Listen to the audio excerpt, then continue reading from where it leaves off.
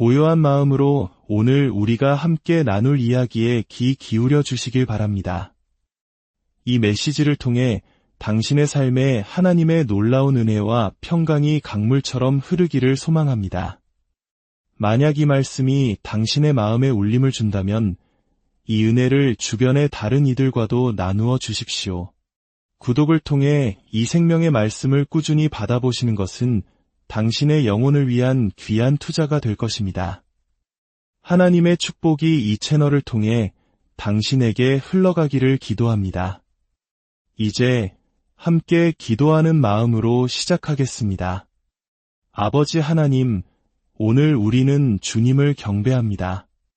주님의 위대하심과 놀라우심은 인간의 언어로 다 표현할 수 없습니다. 이 아침 경외와 두려움으로 주님께 예배하기를 원합니다. 주님의 말씀을 듣고 그 앞에서 떨기를 원합니다. 이 세상의 그 어떤 말과도 비교할 수 없는 살아있는 주님의 말씀을 듣기 원합니다.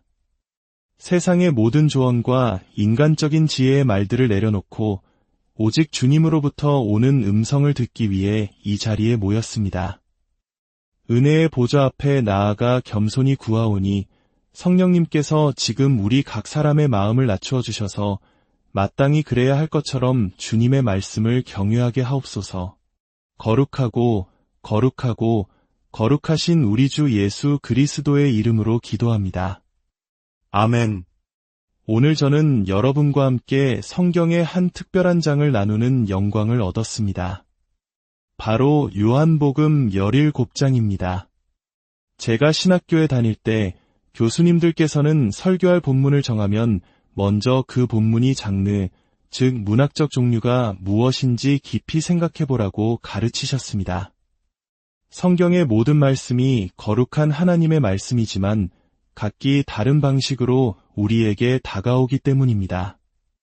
어떤 부분은 시와 같아서 그 운율과 감성을 살려 전달해야 하고 어떤 부분은 예언이며 또 어떤 부분은 서신서나 비유입니다.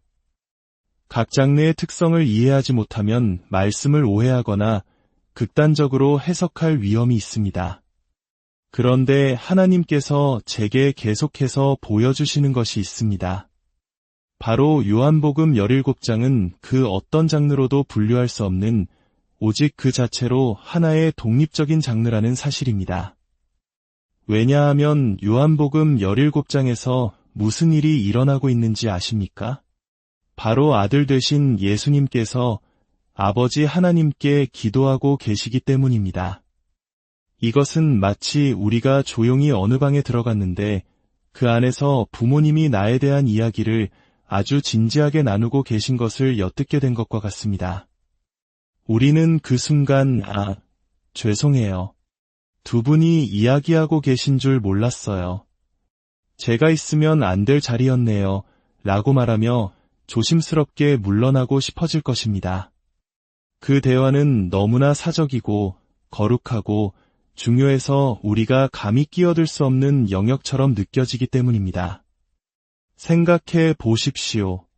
성경은 우리에게 영원 전부터 존재하신 삼위일체 하나님에 대해 말씀합니다. 성부, 성자, 성령, 영원 전부터 완벽한 연합 속에서 존재해 오신 분. 우리는 그 영원이라는 개념조차 온전히 이해할 수 없습니다. 그 완벽한 관계 속에서 세 분은 어떤 대화를 나누셨을까요? 영원토록 무슨 이야기를 하셨을까요? 우리는 알 수 없습니다. 하지만 성경에서 유일하게 바로 이곳 요한복음 17장에서 우리는 그 거룩한 대화의 한 단면을 엿볼 수 있습니다.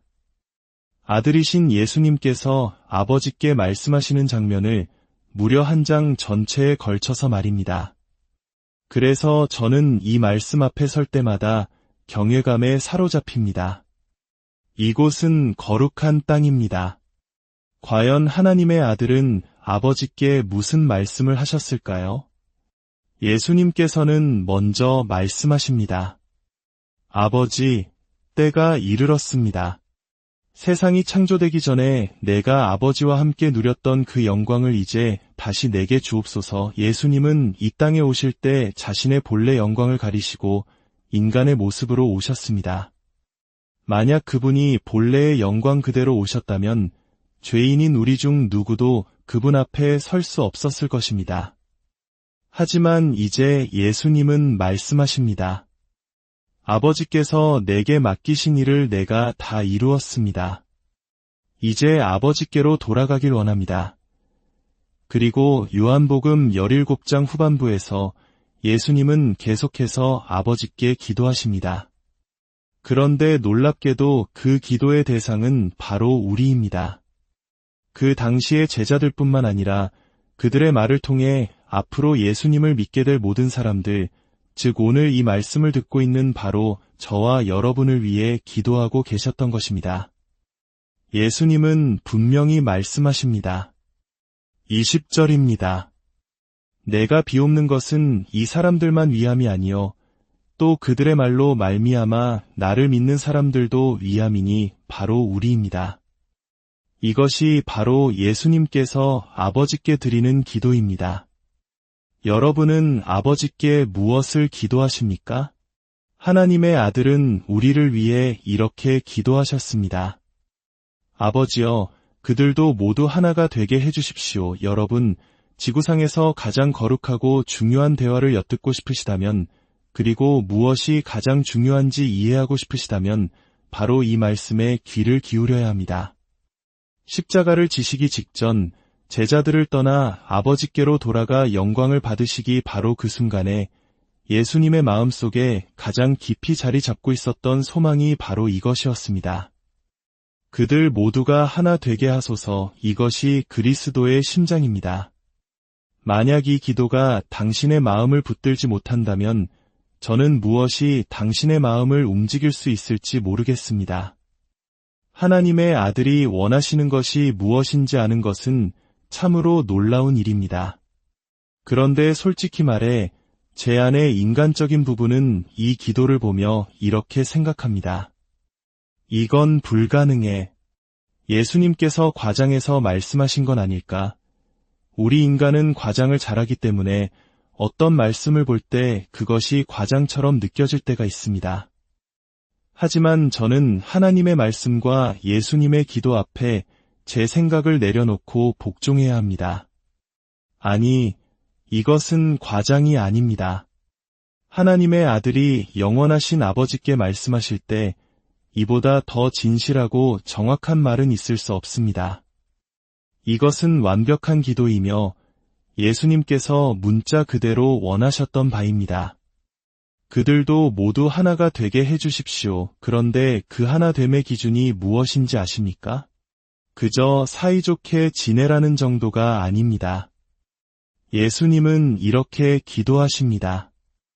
아버지께서 내 안에, 내가 아버지 안에 있는 것 같이 그들도 다 하나가 되어 이 부분에서 우리는 숨을 멈추게 됩니다. 우리에게 이 말은 거의 미친 소리처럼 들립니다. 우리는 그저 교회 안에서 또 다른 분열이 일어나지 않기만을 바라고 서로를 겨우 참고 견디는 것만으로도 만족하며 살아갑니다. 그런데 예수님은 우리가 성부와 성자가 하나이신 것과 똑같은 방식으로 완전히 하나가 되기를 원하신다고 기도하십니다. 요한복음 14장에서 예수님은 나를 본 자는 아버지를 보았다고 말씀하셨습니다. 그것은 우리가 아는 어떤 하나됨과도 비교할 수 없는 차원이 다른 완벽한 일체입니다. 그런데 예수님은 우리가 바로 그 연합 안으로 들어오기를 원하신다는 것입니다. 그들도 우리 안에 있게 하사 잠깐만요. 이게 가능한 일입니까? 마치 제가 여러분에게 제가 최첨단 로켓을 만들었습니다. 이제 여러분 모두를 태우고 태양의 중심으로 날아갈 것입니다. 라고 말하는 것과 같습니다. 여러분은 아마 제정신이 아니라고 생각할 것입니다. 태양에 가까이 가기도 전에 우리는 흔적도 없이 사라져 버릴 테니까요. 그런데 성경은 그 뜨거운 태양을 만드신 창조주 하나님께서 가까이 가지 못할 빛에 거하신다고 말씀합니다. 그 어떤 인간도 본 적이 없고 볼 수도 없는 분이라고 말입니다. 그분의 영광은 태양의 빛과는 비교할 수도 없습니다. 예수님께서 되찾기 원하셨던 영광이 바로 그 영광입니다. 그런데 이제 그분은 우리처럼 연약하고 죄 많은 인간들이 그 영광스러운 연합 안으로 들어올 수 있다고 말씀하고 계십니다. 어떻게 이것이 가능할까요? 바로 우리가 하나님의 형상대로 창조되었기 때문입니다. 하나님은 우리가 그분과 연합하고 그분 안에 거하며 그분이 우리 안에 거하실 수 있도록 우리를 지으셨습니다. 이것이 실현될 때, 즉 우리 모두가 그리스도 안에서 성부와 성자 안에 서서 서로를 바라볼 때 우리는 경탄하게 될 것입니다. 내가 전능하신 하나님과 하나가 되다니, 그분의 영이 내 안에 거하시다니, 예수님은 문을 두드리며 말씀하셨습니다. 누구든지 내 음성을 듣고 문을 열면 내가 그에게로 들어가 그와 더불어 먹고 그는 나와 더불어 먹으리라. 나와 내 아버지가 그 사람 안에 거처를 정할 것이라고 약속하셨습니다. 이 거룩하고 거룩하며 태양보다 더 눈부신 영광을 가지신 가까이 갈 수 없는 하나님 안에 우리가 거하게 될 때 비로소 우리는 서로와 완벽하게 하나가 될 수 있습니다. 그때 우리는 서로를 바라보며 당신은 이곳에 속한 사람이 아니야 라고 말하는 대신 하나님의 은혜로 십자가의 능력으로 우리가 이곳에 함께 있음을 경이롭게 여길 것입니다. 우리는 서로를 존중하게 될 것입니다. 왜냐하면 내 옆에 있는 형제, 자매 안에 하나님께서 거하시기 때문입니다. 감히 서로를 비방하거나 헐뜯지 못할 것입니다. 당신을 볼 때 당신의 아버지가 누구신지 알기 때문입니다. 바로 지금 이 순간 나를 숨쉬게 하시는 분이 당신의 아버지이시기 때문입니다. 그러므로 나는 당신을 매우 조심스럽게 대할 것입니다. 이것이 바로 예수님의 기도였고 그분의 마음속에 있었던 소망이었습니다. 그런데 예수님은 왜 이토록 간절히 우리의 하나됨을 기도하셨을까요? 그 이유가 바로 뒤따라 나옵니다. 세상으로 아버지께서 나를 보내신 것을 믿게 하옵소서. 이 또한 과장처럼 들립니다. 우리가 하나가 되는 것이 어떻게 세상이 예수님을 믿게 만드는 증거가 될 수 있다는 말입니까?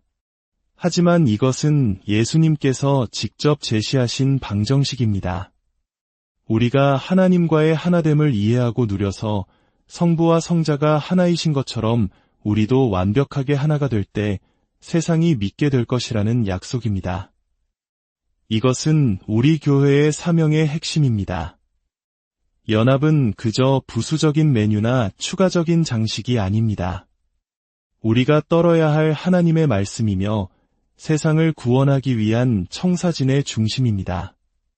그 시작은 우리가 하나님과 하나 되고 서로와 하나 되는 것입니다. 저는 이 말씀을 제 삶에서 실제로 경험했습니다.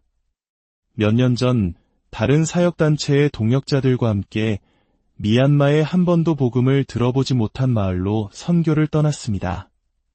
저희는 서로 다른 배경을 가지고 있었지만 함께 사역하기로 결정했습니다. 그곳에서 아침마다 함께 말씀을 묵상하는데 시편 133편이 우리 마음에 와 닿았습니다. 보라, 형제가 연합하여 동거함이 어찌 그리 선하고 아름다운고. 그리고 누군가 시편의 마지막 구절을 지적했습니다. 거기서 여호와께서 복을 명령하셨나니 곧 영생이로다. 형제가 연합하여 함께 거하는 거기서 하나님께서 복을 명령하신다는 것입니다. 하나님의 명령된 축복이 있다는 사실에 우리는 모두 흥분했습니다. 그곳에는 평생 다른 신을 섬겨온 80대 노인분들도 계셨습니다. 그분들 앞에서 저는 생전 처음 들어보는 예수님의 이름을 전해야 했습니다. 저는 하나님께 기도했습니다.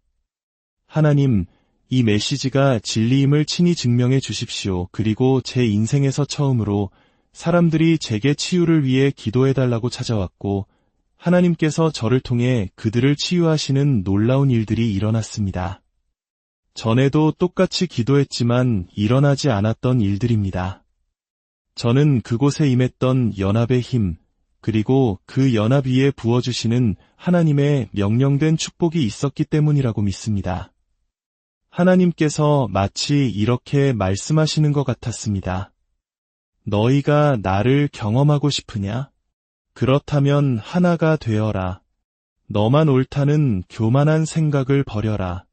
서로 나뉘고 쪼개지는 것을 멈추고 내 아들이 기도했던 것처럼 함께 모여라. 이 이야기는 왠지 낯설게 들리지 않습니다. 우리 한국 교회의 역사 속에서도 우리는 얼마나 많은 분열의 아픔을 겪었습니까? 신학적인 견해 차이로 혹은 사소한 다툼으로 수많은 교단이 나뉘고 또 나뉘었습니다. 장로교, 감리교, 성결교, 같은 하나님을 섬기면서도 우리는 너무나 쉽게 서로에게 등을 돌렸습니다. 마치 이혼이 만연한 가정에서 자란 아이들이 결혼에 대한 불안감을 느끼는 것처럼 분열의 영이 가득한 교회 속에서 자라난 우리는 영적인 안정감을 잃어버렸습니다. 교회는 원래 하나님 안에서 하나의 가족이 되어야 했습니다. 어떤 일이 있어도 헤어지지 않는다는 깊은 신뢰와 안정감을 주는 공동체 말입니다. 하지만 우리는 이 광기를 멈춰야 합니다. 이것은 하나님의 뜻이 아닙니다. 예수님의 기도는 헛된 외침이 아닙니다. 저는 오늘 이 말씀이 단순히 연합에 대한 또 하나의 설교로 그치지 않기를 바랍니다. 이것은 하나님의 예언적인 부르심입니다. 우리 안에 있는 깨어진 관계의 상처, 분노와 교만을 치유하시려는 하나님의 초대입니다. 혹시 당신의 마음속에 용서하지 못하는 형제, 자매가 있습니까? 교회에서 옆자리에 앉는 것조차 피하고 싶은 사람이 있습니까? 그 갈등과 상처를 더 이상 끌어안고 있지 마십시오. 우리가 함께 기도할 때 미얀마에서 역사하셨던 그 치유의 능력이, 화해의 기적이 오늘 이곳에서도 일어날 줄 믿습니다. 하나님께서 수세기에 걸쳐 이어진 분열의 저주를 끊으시고 예수님의 기도에 응답하기 위해 우리를 부르고 계십니다. 이제 당신의 상처와 아픔을 가지고 주님께로 더 가까이 나아가십시오. 함께 기도하겠습니다. 아버지 하나님, 주님의 말씀에 두세 사람이 내 이름으로 모인 곳에는 나도 그들 중에 있느니라 약속하셨습니다. 우리가 함께 마음을 모아 주님의 뜻대로 구할 때 주께서 이루실 줄 믿습니다. 우리 각 사람에게 초자연적인 자비와 은혜를 부어주시옵소서. 우리에게는 주님의 은혜가 절실히 필요합니다. 우리의 생각과 마음, 상황과 말과 행동과 태도를 주님께서 친히 재정비하여 주시옵소서. 우리를 빚으사 주님을 닮게 하시고 주님처럼 행하게 하옵소서. 세례 요한이 그는 흥하여야 하겠고 나는 쇠하여야 하리라고 기도했던 것처럼 우리 안에 나는 줄어들고 오직 예수님만 높아지시기를 갈망하는 마음을 부어주시옵소서. 주님은 상한 갈대를 꺾지 아니하시며 꺼져가는 등불을 끄지 아니하시는 분이심을 믿습니다. 주님은 우리 마음속의 모든 쓴뿌리를 뽑아내기 원하시는 정원사이십니다. 어떤 뿌리는 쉽게 뽑히지만 어떤 것은 아주 깊이 박혀 있습니다. 하지만 주님의 손은 강하고 사랑이 넘치시며 능력이 있으시기에 그 모든 쓴 뿌리 전체를 예수님의 이름으로 완전히 뽑아내실 줄 믿습니다. 분열의 영으로 인해 생긴 모든 상처를 치유하여 주시고 상한 마음을 싸매어 주옵소서. 그것이 주님의 마음이시오니 우리가 주님을 신뢰하며 우리 자신을 내어드립니다. 더 이상 상처에 얽매이지 않고 예수님의 이름으로 자유를 선포합니다. 이 말씀을 듣는 모든 이들의 삶 위에, 가정 위에, 관계 위에 주님의 놀라운 화해와 회복의 은혜가 임하기를 축복합니다. 이제는 우리가 분열의 역사를 끝내고 세상이 믿을 수밖에 없는 증거가 되는 하나됨을 이루어 예수님의 간절한 기도에 대한 응답이 되게 하여 주옵소서. 주님의 평안이 여러분